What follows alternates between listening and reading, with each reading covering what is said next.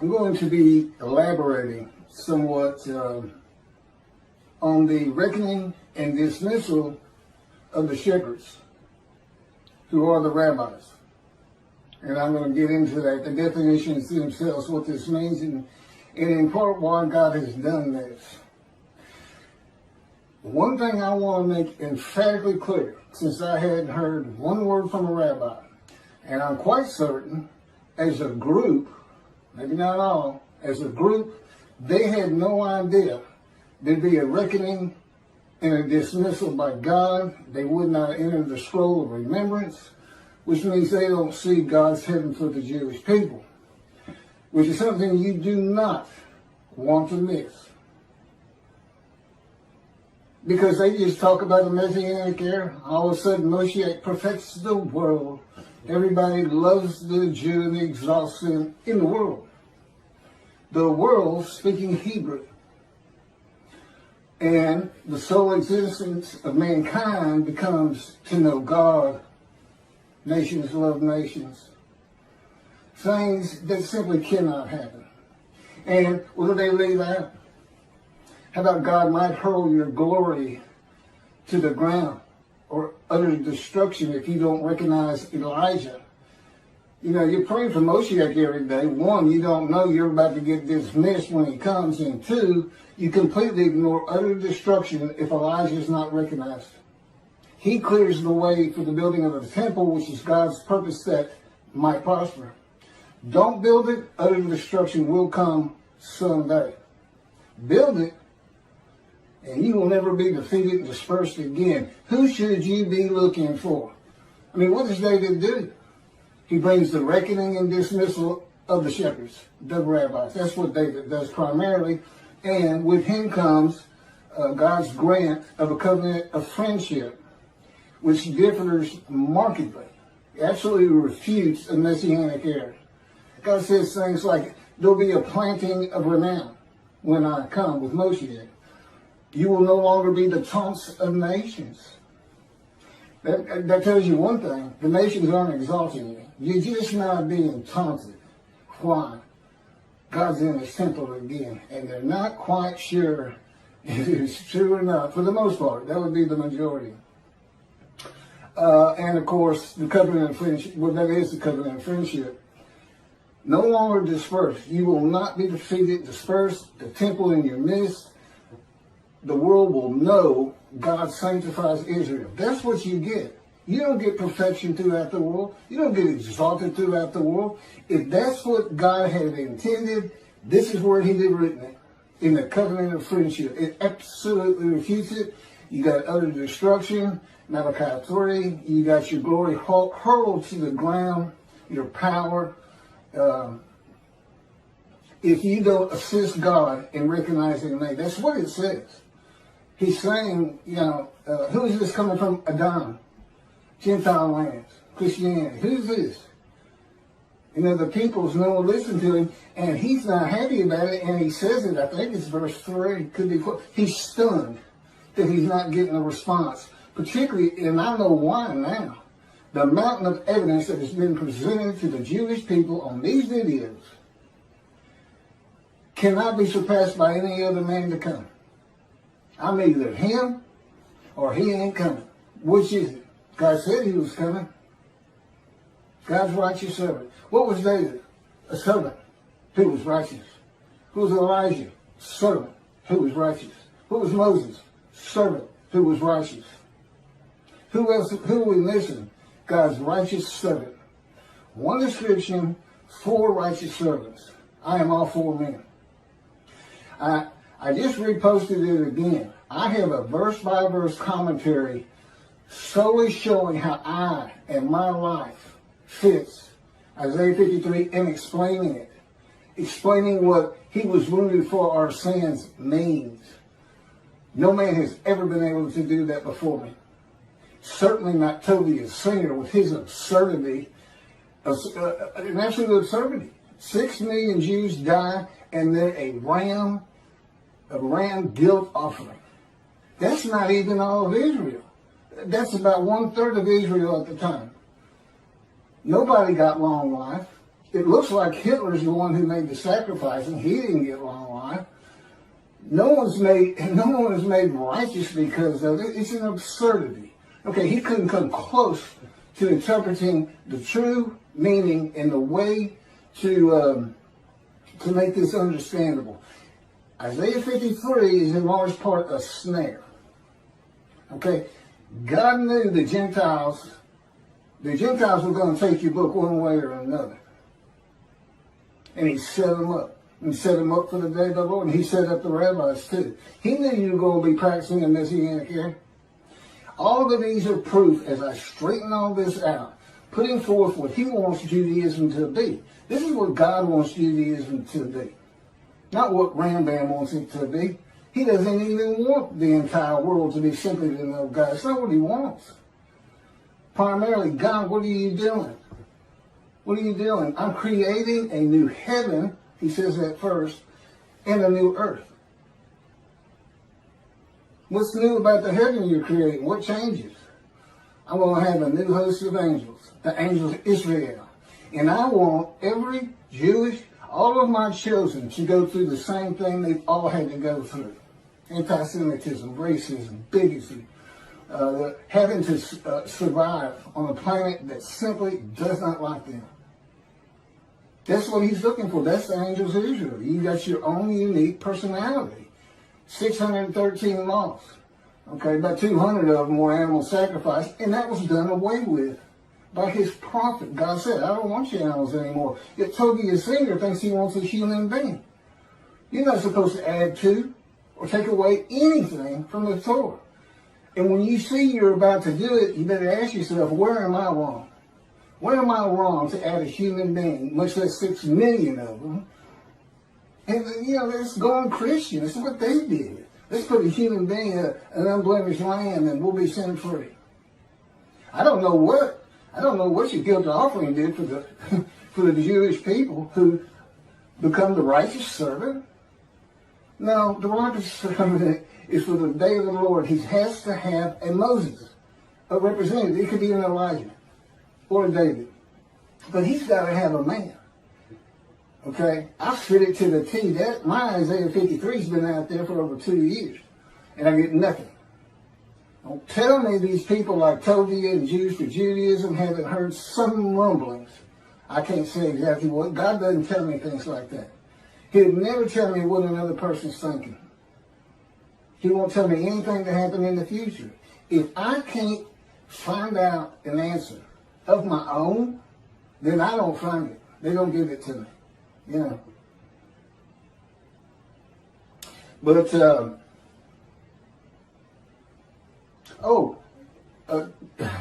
one of my first lessons, and this is for the rabbis who think God, this can't be, or he's not David.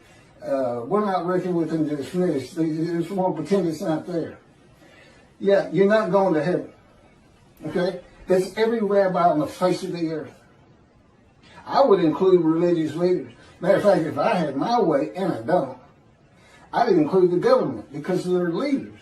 But let's get to this first. Because y'all don't know God like I know God. I've been with him for 13 years in the fire of refinement, punishment, chastisement, maltreatment, crushing, bruising, wounding. And it is constant and incessant. I will say this, I couldn't see it for about 5 years, but it has changed me. I am such a different man today than I was. When this thing started, I was no more capable of handling the tasks that are before me, since it's clearing the way for the building of the third temple, just talking in front of people. I was a lawyer, but I was a book lawyer. I didn't like talking in front of people. Matter of fact, I can't remember a time I ever had. I wasn't sociable. I was a loner. All that's different now with God in me. The Spirit of God, I'm in my spirit, and my spirit's in me. Guess what? God's in his spirit's in him. It's the same thing. And his spirit is the angel of his presence. He made an angel, created an entity, a person in existence with emotions. And for his body, he did not give him human form and wings. No, His body is the Spirit of God. So if God comes to you, or the angel of the Lord comes to you, you are, for that time, a man of divine being. Now the man who wrestled with Jacob, that's just, God just saw a fellow near Jacob, woke him up, told him, I'm the God of this land, Abraham, Isaac, and Jacob.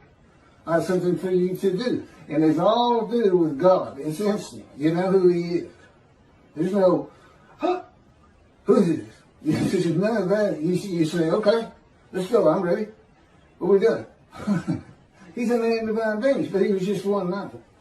So he didn't go through much of a fire refinement, if any. I mean, he had to wrestle all night. But God does this with all his prophets. It's just a way of changing this. It's like, you know, he has to break our will. And he can't have me snapping at people. I was known as a fighter. And, you know, if you said something to me that I didn't like, I didn't respond verbally to you. I just hit you. I just laid into you. Fight's on.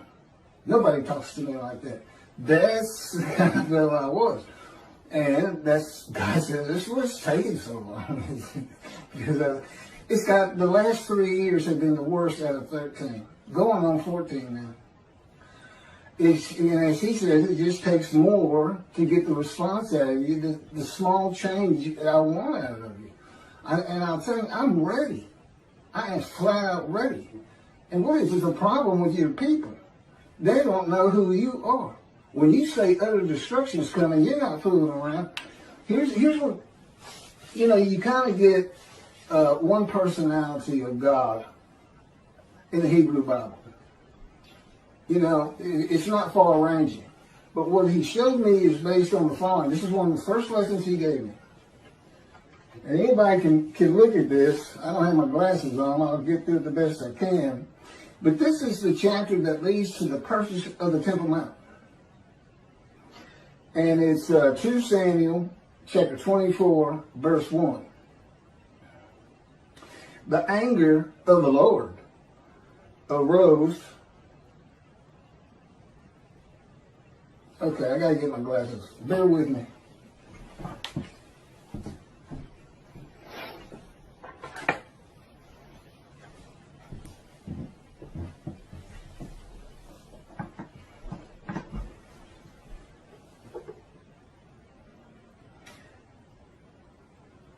The anger of the Lord again flared up against Israel, and he incited David against them, saying, go and number Israel and Judah. That'd be the northern kingdom, kingdom of Israel, sometimes the kingdom of Ephraim, the largest tribe landowner, immediately north of the lands of Benjamin, which is a partition between Ephraim and Judah. And Benjamin is considered part of Judah because that's where the kings rule from. Go and number them. Apparently there's some problem in taking the census. I don't know what it is, but he incited David to do it, and then he put him into a 3-pronged test. Do you want me to come against the people? Do you want me to come against you? And one other one. And he said, let it be against the people. Let no man take me. And God did. And he kills pestilence. And 70,000 had died almost immediately. Now, did God just go down and kill 70,000 Israelites? No. He takes the credit for it. It just makes him look mean and tough. Listen to everything I say. The pestilence was already there. God could see it. He knew it was coming. And he does this a lot. He says, I will come with utter destruction. No, his creation is going to utterly destroy Israel. I would suggest, he won't tell me, I would suggest we're talking nuclear bombs from Iran right now. Someday. And they'll do it. They will do it if they get it. In any event, that's how. Oh, and it's interesting, the numbers are different. The census numbers are a little bit different from what I'm about to read in 1 Chronicles. And so is the amount of money paid for the Temple Mount out of David's pocket, is what he makes it sound like, but I'm sure it was the kingdom's money. I would think so. I don't know why he'd have a separate side job or anything. If you'll turn to 1 Chronicles, chapter 21, it's the same story. It even says it's the same story somewhere in here. Maybe there's a footnote. Satan arose against Israel and incited David to number Israel. And then you get the same story. You know, David realizes what he did was wrong. See, he incited him. He didn't go tell him. He went to a prophet who told somebody and this and that. And then David was all wanted to be in repentance and was sorry he had done it. And again, I don't know why it's bad. They won't tell me. I've asked them right before we started this. They just, they'll know. So, what do we have here? Satan incited David, and God incited David in the book of the prophets, and in the writings. In the writings, it's Satan. First of all, Satan doesn't exist. Judaism doesn't believe in hell, and they shouldn't. There is no hell. God's got, you know, if you don't heed and revere him, if you sin all the time, he just doesn't pay attention to you. He knows his creation. He knows what humanity does. He knows what humans are.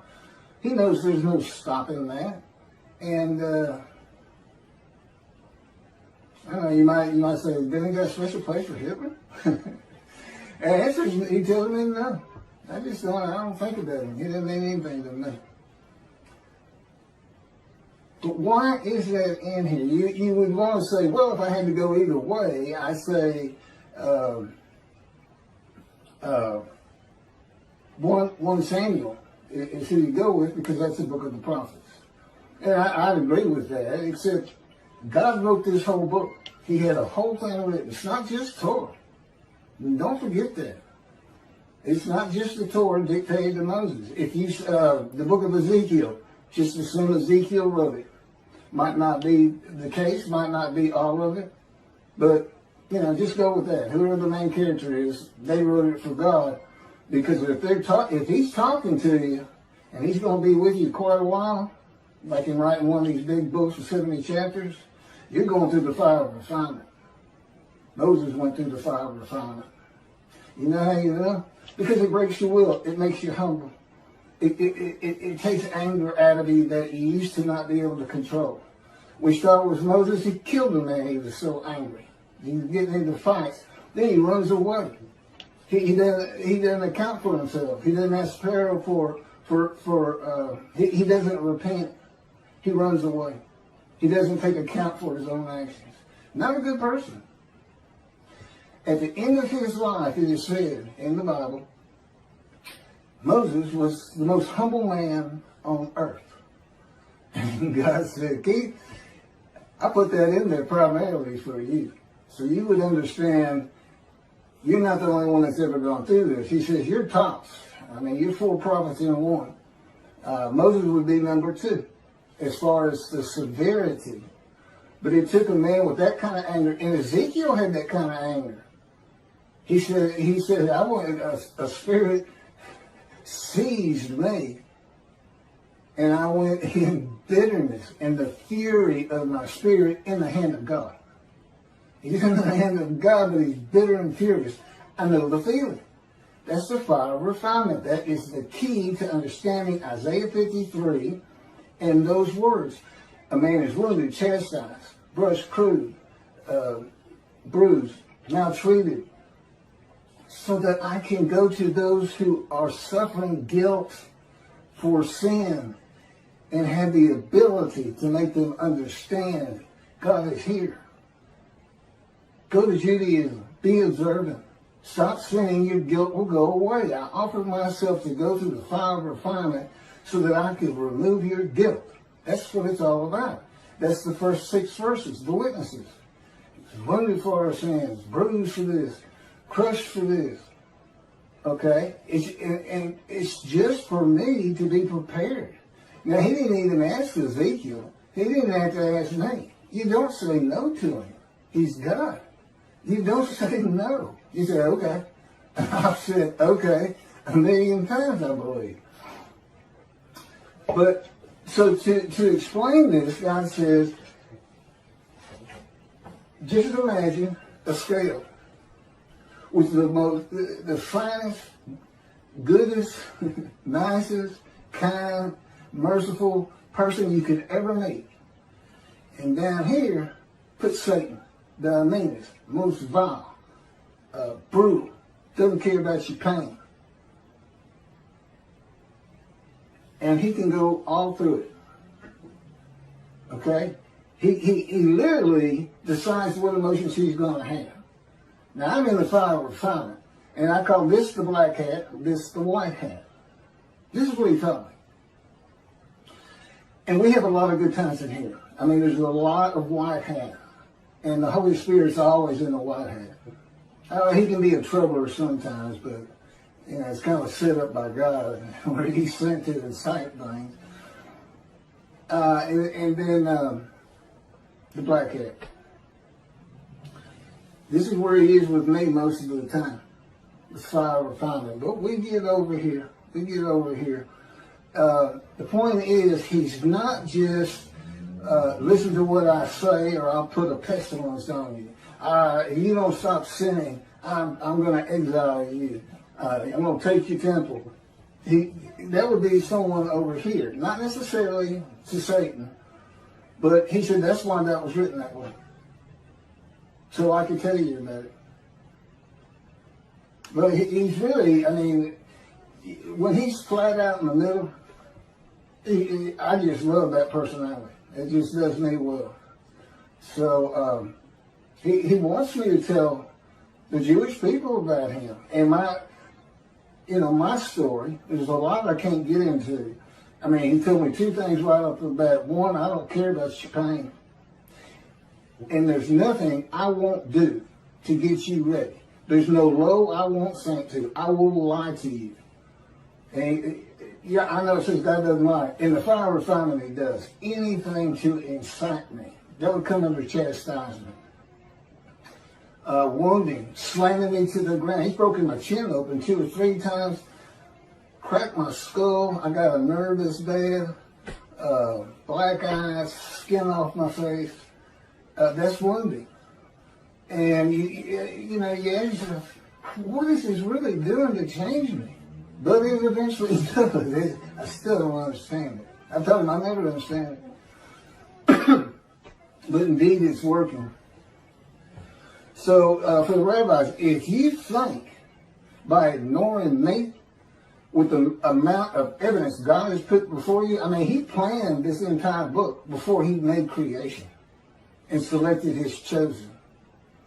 The entirety of it. That's why you only see angel of his presence and Holy Spirit one time. Judaism says Holy Spirit is not a person.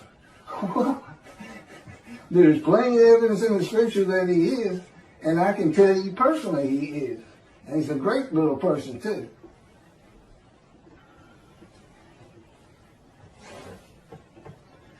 But let me carry on. It's nobody, he's not, I guarantee you.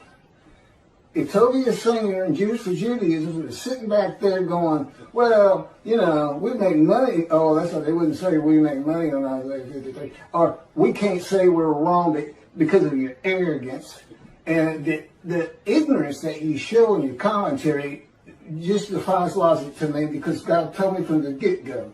I was an atheist for 50 years, had nothing to do with religious people. He said they're very intelligent people. Judaism is well-based, on the ground, all makes sense. This is what he told me in the beginning. And since then, I learned a lot different. I don't think much about their capabilities at all. Remember, I'm a prophet. God taught me. God controls my mind, my thoughts, my words, my physical motions, because I'm in the cords of his power. He can spin me like a top if he wants, slam me to the ground. He can make me shake like a leaf. so that when I try to eat, I can't hold my food on the utensil. I end up having to take the bowl and put it, just embarrass you. I think you're really humiliating me. It is maltreatment, but I can tell you, I sure don't like you doing it. And he's done it. He'll do it with my legs, where you feel you're going to fall down. Sometimes I dread walking down the steps when he's got me right in the midst of. He calls it a 3-day thing, where which is at least once a week, if not twice. That's the kind of thing I'm talking about. And eventually that kind of maltreatment, changes you. And it also makes me, I know what I've been through. I know the pain that I've been through. And I'm not even counting the accidents he put me through, being shot, giving me cancer, shot through the abdomen. I'm just talking about since he came and started talking to me when I was 50. Well, let me go over this reckoning again, because apparently it's just not getting through. And if those particular rabbis aren't listening, I get plenty of views. I guess 4,000 now or something, which is nothing for the big boys. But, I'm not a rabbi. Certainly not anything to do with Christianity, Pastor. I stayed away from religious people. I can't ever remember having a religious conversation until I was 50 with God, when he said, let's go buy you a Tanakh. And I said, what's a Tanakh? And that's when he started teaching me.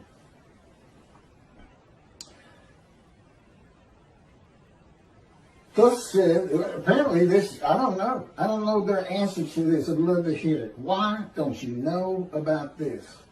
Thus said the Lord God, I am going to deal with the shepherds. I will demand a reckoning of them for my flock, and I will dismiss them from tending the flock. Then I will appoint a single shepherd over them to tend them. He shall be a shepherd to them. I, the Lord, will be their God. My servant David shall be a ruler among them. Not a king ruling over them, among them.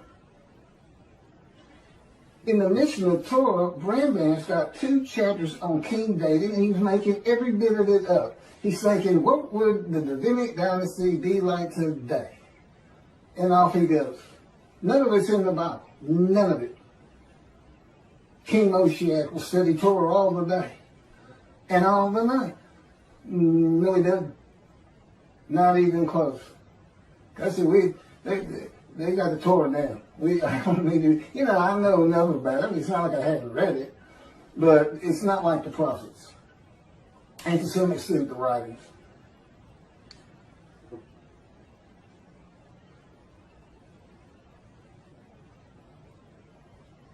My servant David, he shall tend them. He shall be a shepherd to them.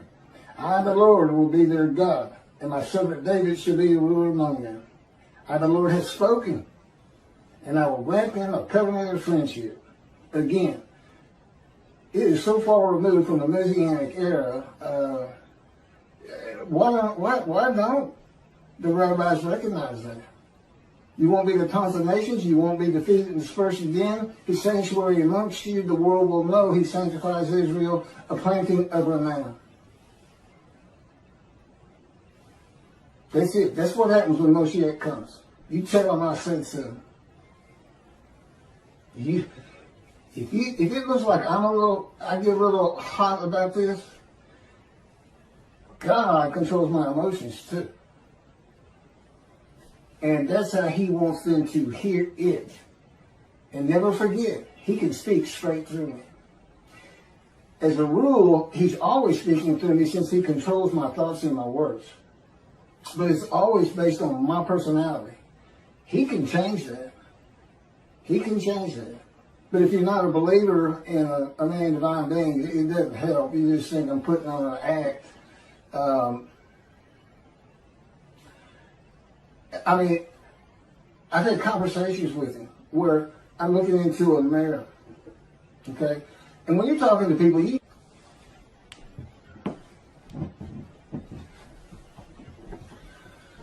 you know what your demeanor is. You know what you're sounding like and what you look like.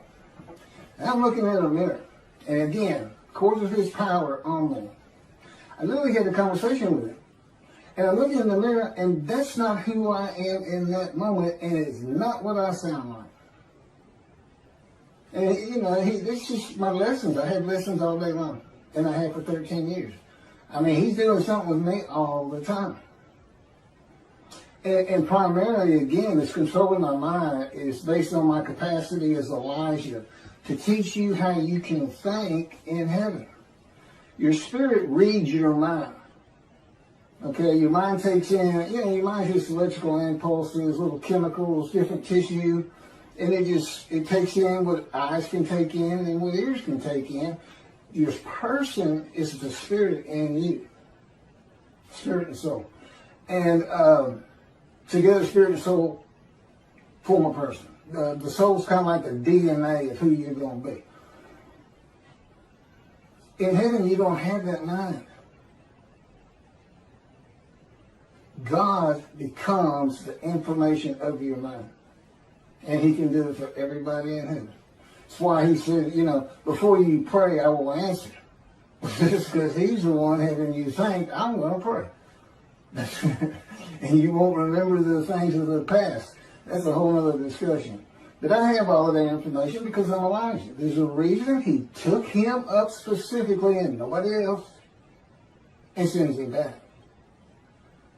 It's a further proof of who I am outside of the fact I fit every verse of Isaiah 53, outside of the fact I'm the only man who's ever been able to explain Isaiah 53, the fact that despite your greatest minds, Jews for Jews, Toby Singer, and everybody else who makes commentary on it, have never been able to figure it out. You can't figure it out if you're not the righteous servant. And I couldn't see, I read it the first time, I said, what is it? God said, who do you think that is? I said, I have no idea. He said, that's you. I said, okay. This is in the verse 2 years, I can't remember exactly when.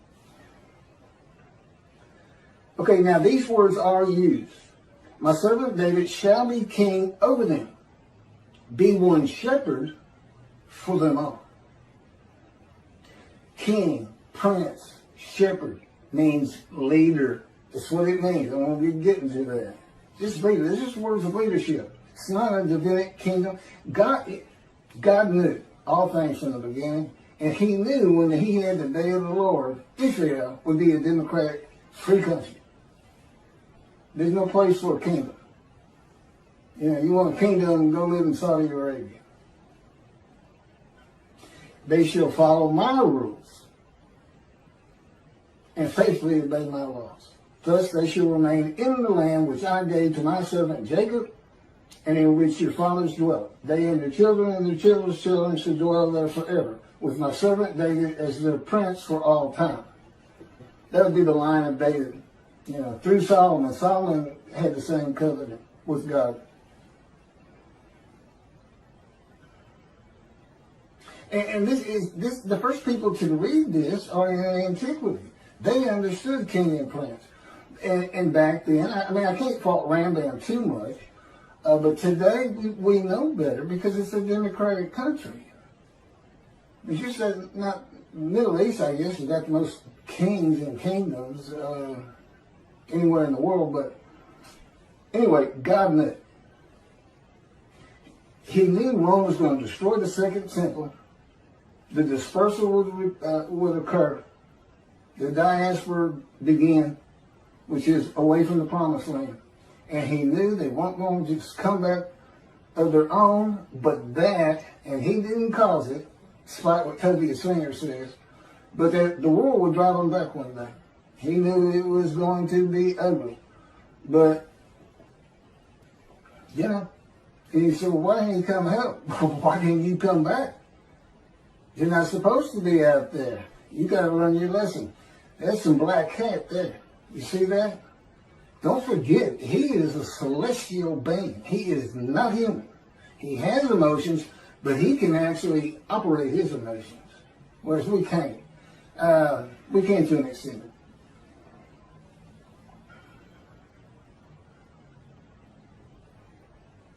Okay, in today's world, with so many synagogues and people of Israel, the best interpretation of this dismissal is that will be a leader of God's flock to tend them and be a ruler among them. Like a rabbi, a person with knowledge, a teacher. But I'm not getting ordained or anything.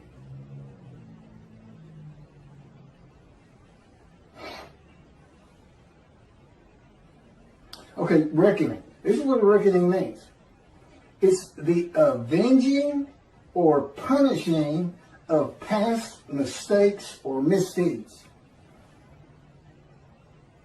Teaching Messianic here. I mean, you're just not putting your thinking hat on. That was for antiquity, Middle Ages, resurrection of the dead, the 13th fundamental principle of Judaism by Rabbi. We believe in the resurrection of the dead. Do you really? Do you really? Are you telling the truth in that part? We've gone through the age of medicine, science, knowledge. We know you cannot resurrect a human being from dust. They have to be conceived and born, period. And there's never been a virgin. Got a great story. You should hear about how he tears that apart. That woman with child, Isaiah's concubine, he's married to the prophetess, and this child, Emmanuel, doesn't learn right from wrong until he's 9 years old. My question is, why isn't he Jesus? If his mother is a virgin, why isn't he Jesus? I'm going to put it to you. I'm going to be the greatest anti-missionary of all time, particularly, though, because eventually the many and the multitude are going to be telling the world who can believe our report. That's him. Who is the arm of the Lord been revealed on? That's him. He knows too much. It's impossible to deny what's happening here. It's impossible to deny that there are rabbis who have heard me and are ignoring it. What about Elijah? Rabbis who ignore? Because I'm Elijah too. What about that? You want to be responsible for utter destruction? How many millions you lose in the Holocaust? 6 million? How many Israeli Jews do you have right now? Well, 7 million. You ready to up the ante on that? How many Jews can we kill at one time? You're not going to recognize David. You don't get the covenant of friendship. And it doesn't go into. I have both covenants. Sin forgiveness in Jeremiah 31 that puts Torah on your heart, and friendship. And God wrote, when he was dictating to me the book, Isaiah 53, the day of the Lord, he actually has it stated that when these books are published, the covenants go into effect. Well, as you can imagine, I can't get them published. And it has to be a big-time publisher who can distribute worldwide and market worldwide. Because all Jews have to read it and know they're sin-free in the Holy Seed. It's part of also being Elijah. Come back to Judaism. And the righteous servant, 53, makes the many righteous. Well, in effect, I've already done that with the covenants when the books are published. If there's any rabbi who'd like to step out of dismissal and see the heaven God is creating, contact me. I'm easy to talk to. I was a lawyer for over 20 years. Had clients, come in, had to be friendly. Yeah, I said I was antisocial, but in a business context, it wasn't a big deal. I knew my parameters, so to speak. Come forward and help me. You're a servant of God. If you're a Jew out there, you're a servant of God. Be proactive. Anything you can do to get me recognized, anything you can do. And understand this. This is supposed to happen according to Jeremiah. The land lay desolate for 2,000 years. Now the cities have been renewed, restored, Jerusalem rebuilt, the land blooms again. That's what it says. And it says, then I'll bring a new covenant to you. New covenant. You know what Rashi says? New covenant commentary. The angel is the angel of the covenant you desire. There's only two. and David brings friendship. So we're talking about the covenant of sin forgiveness, to make you a holy seed, just like God did with the Assyrian Babylon exiles to have the second temple built. This is to have the third one built. You got a clean slate, but if you start sinning, that covenant didn't do you any good at all. So, my job is come back. Don't let the evil inclination get you, so to speak. You got a clean slate. Honor God by coming back to observant Judaism.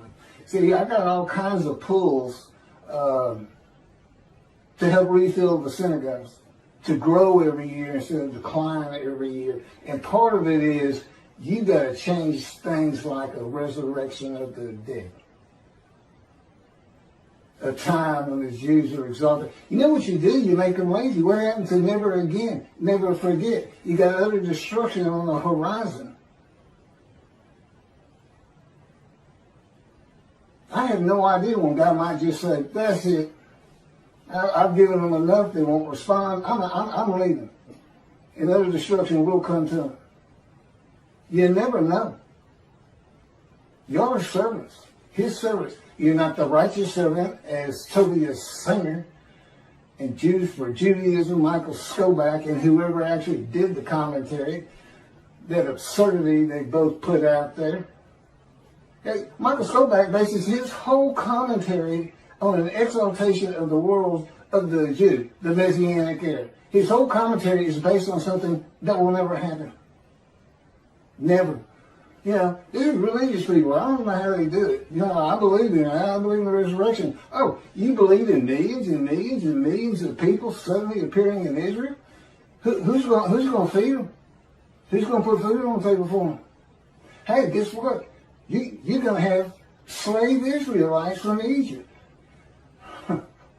You know what God says? If you see a slave Israelite from Egypt, you know what you're supposed to do? Run.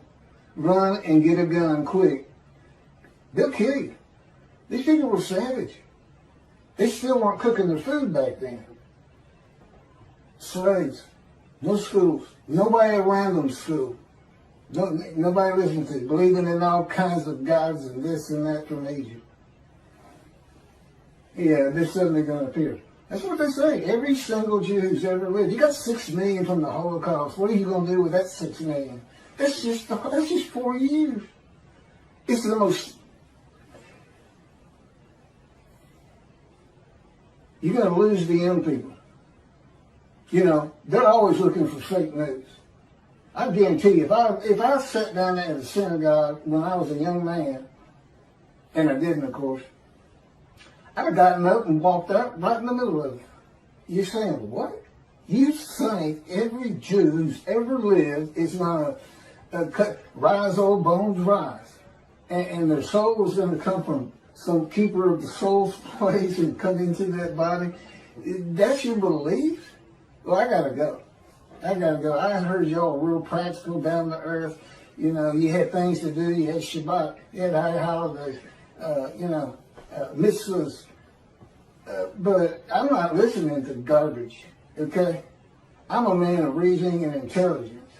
The people in antiquity, Middle Age, weren't. And all those things that you come up with, swords into plowshares, that was for a time gone by. Man will always be at war, period.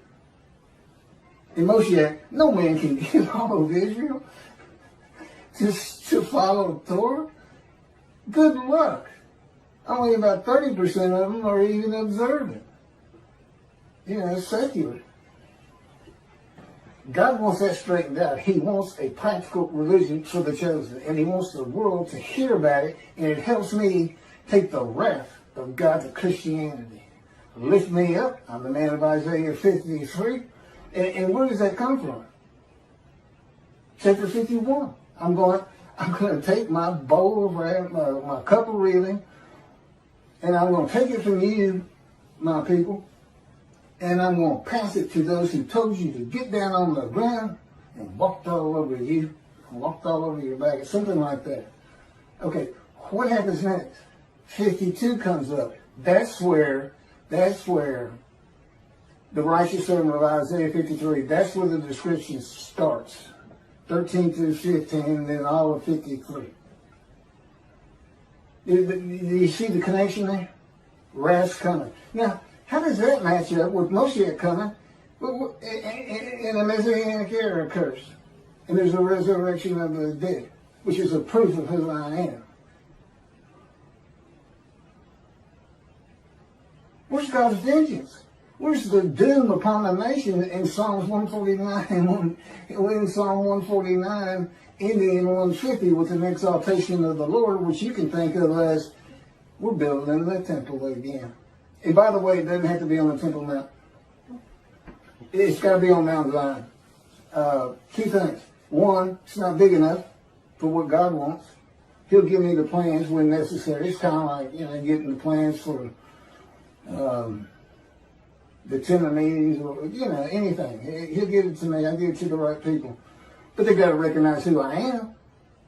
You believe in the Messianic era, but you rabbis, God's got to force your hand.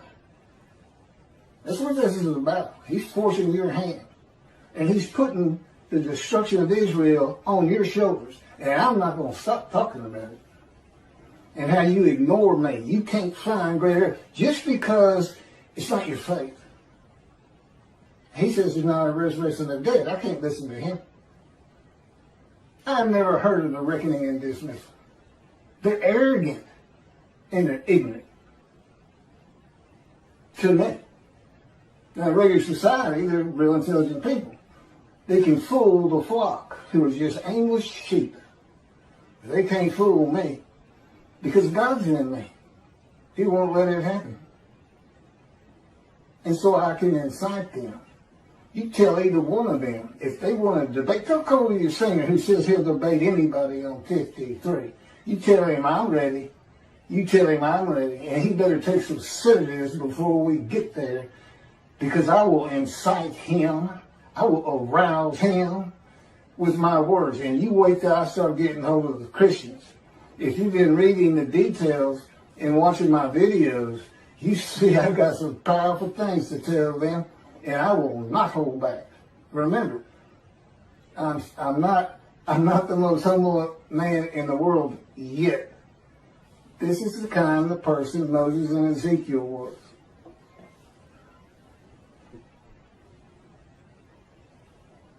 Reckoning, the avenging or punishing of past mistakes or misdeeds. It's not just the Messianic era.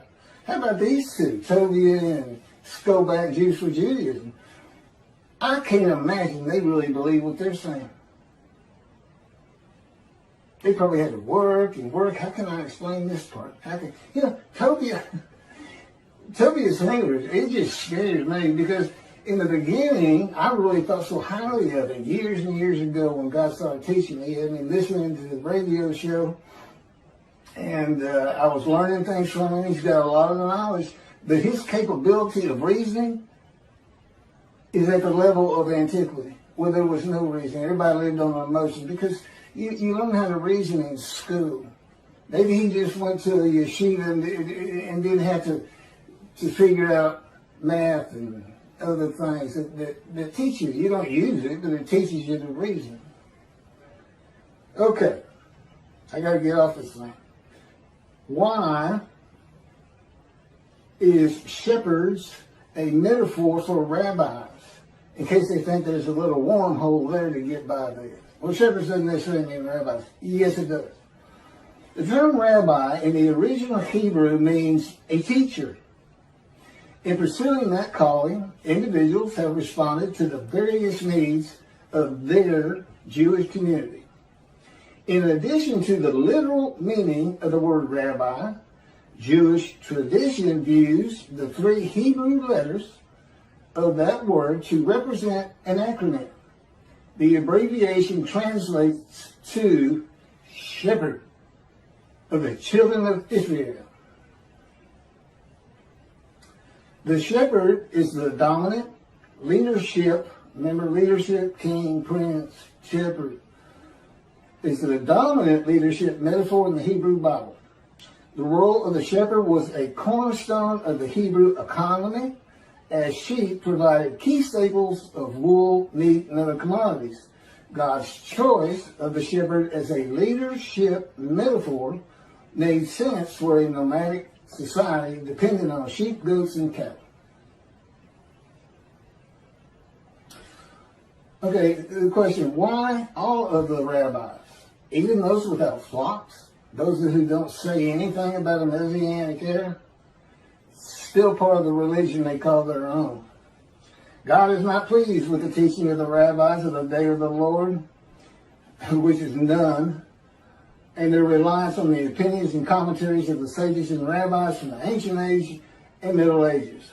There are many inconsistencies and errors in what the sages and rabbis say and what the scripture says, and of course, they had not gone through the age of science, medicine, knowledge, communication with the internet. There's a whole different group of people. You got to know how to read the Bible. Toby, Jews for Judaism. It's written first for antiquity in the Middle Ages. There's things in there just for them.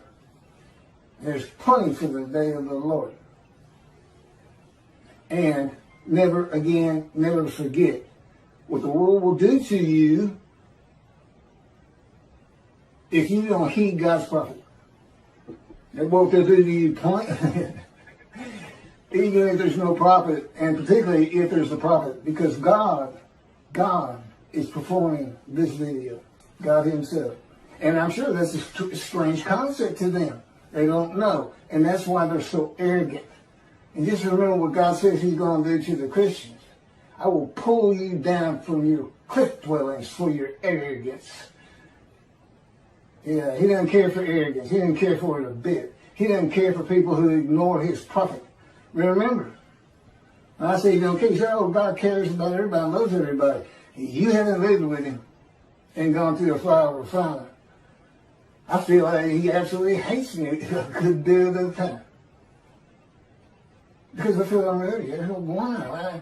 How much more can you change me? And it's like, are you the most humble man on earth? Yeah, he can be funny. I shouldn't laugh and give him, the okay on that. It was kind of funny. That may have been the Holy Spirit. God says the anointed one is the shepherd, king, and prince of the flock, not of the promised land and all his people and perfecting the world. Rambam removes God's word and replaces it with Rambam's word. The anointed one is the king of the lands and people and will have a kingdom basically ruling the world. That's what it sounds like.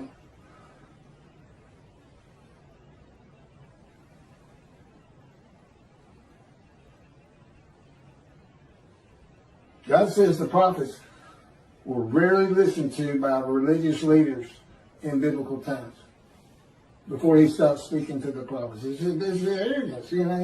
I know what I know, and that's my faith, and I don't care what you say. I don't even understand what you're saying.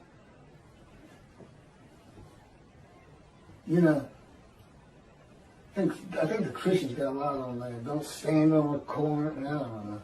Anyway, arrogance. And you can't admit you're wrong. Can't admit you're wrong and can't accept the evidence God has given you as being insufficient. Or you're not even taking the time to look at it. You're hiding. You got your head in the sand. That's no better. You do not heed and revere the Lord. You can say you do all you want. But his prophet is speaking. And when that happens, God is speaking. And I don't see anybody listening to me. That's what this video is about. Trying to let y'all know how serious this is. You want to see 7 million dead Jews? You want to see Israel disappear? Keep ignoring Elijah. And that's what you get according to God. I know, y'all just select what God's words you want to abide by. And then, and Rambam's word sounds so much better. Whole world just to know God. Food for everybody. Delicacies like dust in the wind. Well, who's going to do the farming? Who's producing this? Is it what was that? The stuff they got in the desert and Exodus. Matzo balls. Come on. Again, they control my mind. They like to embarrass me. That makes me laugh.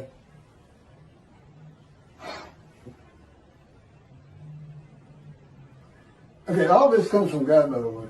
Interpreting and teaching what God actually says will not bring in many donations for the reason that the flock will want to know why God is going to have a reckoning with them and dismiss them. They will want to know what the sages and rabbis have done to anger God.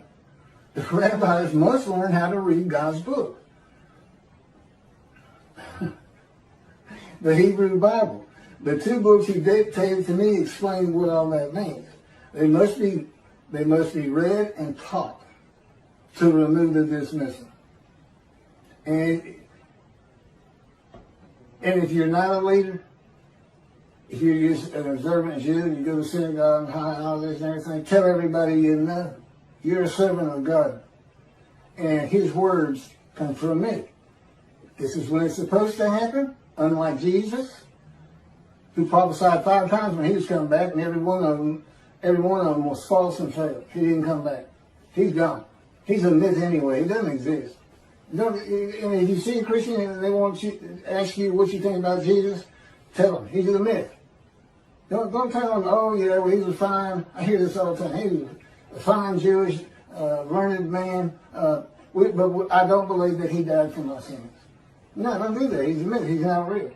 God has an excellent argument on that is put together in the book, and it's also on videos. It has to do with the scenes of the Dead Sea Scrolls.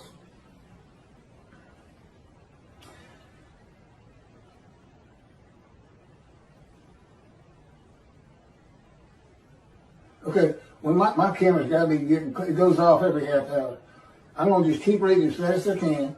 I don't think I'm going to be able, but I'm not, that'll be the end of this video, which will be about an hour long. God has never changed the will of men or how they think of him and the Jewish people in his power.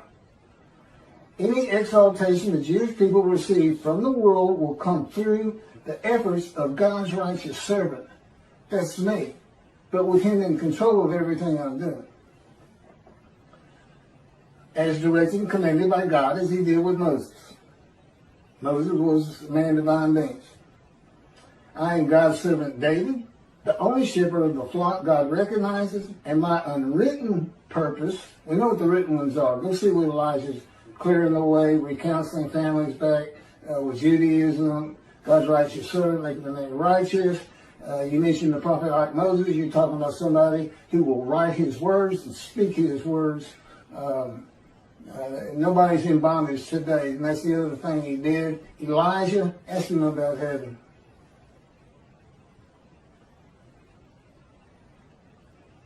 And my unwritten purpose is to teach the matters of the two books he dictated to me, to tell my stories of living with God and the angel of his presence, the Holy Spirit, what it is like to become a man in divine beings, a host of the Lord's host. That would be unwritten purposes, and I'm sure he's got plenty of others. The rabbis had yet to heed me. I hadn't heard a peep out of them. Here's a man declaring he's Elijah. Utter destruction comes if they don't recognize me, and they don't want to speak to me. They don't want to get them books and read them. I know Toby had for the most part, because nobody from Israel has read them. I'd be too embarrassed. And in his arrogance, and his popularity and stardom, he's not even checking it out. Total disregard for utter destruction and death of today, 7 million Israeli Jews. Utter destruction. That doesn't leave room for, yeah, some might get out. Good luck making it over to Europe. If they're going to make you, they're going to have you surrounded at the same time. It's about time they read God's books. It's scripture. It's not canonized. It may be one day. But it's scriptures divinely received, verbally given to me. Keep go to your computer. Write this down. There's a whole lot of learning that went in between.